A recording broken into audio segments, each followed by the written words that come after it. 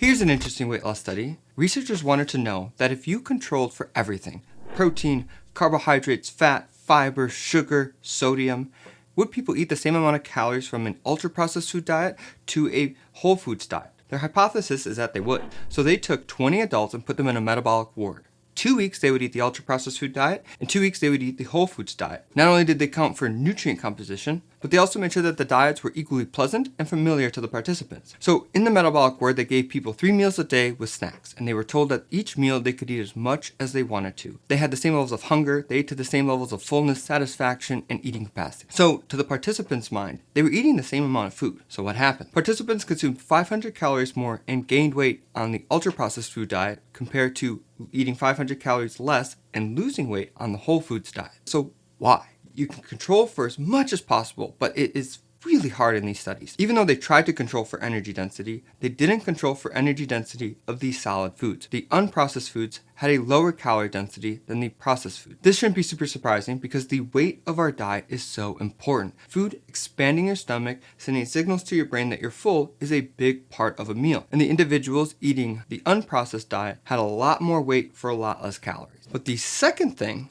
is that the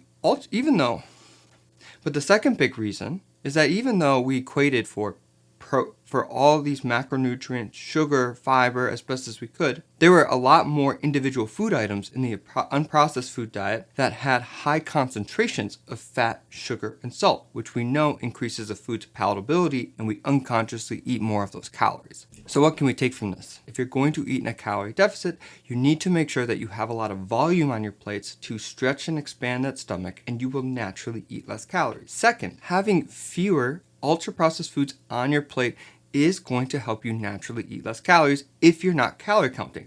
This is the important part. These participants were eating without counting calories. They ate until their natural feelings of fullness. And if this is the strategy you're going with, which there's nothing wrong with, you're going to have to reduce the amount of these ultra-processed foods on your plate because our natural signals for feeling full just don't work as well with them. What's encouraging, the unprocessed foods, they still had foods that met this highly palatable criteria. They just had less of it. And they reached a tipping point when they started consuming less calories and started losing weight. And you can do the same. You don't have to completely cut out these foods. You can do it reasonably. So naturally we want to shift some of these ultra-processed foods to more whole foods. And eventually it's going to be easier to trust our natural hunger signals, as clearly shown in this study.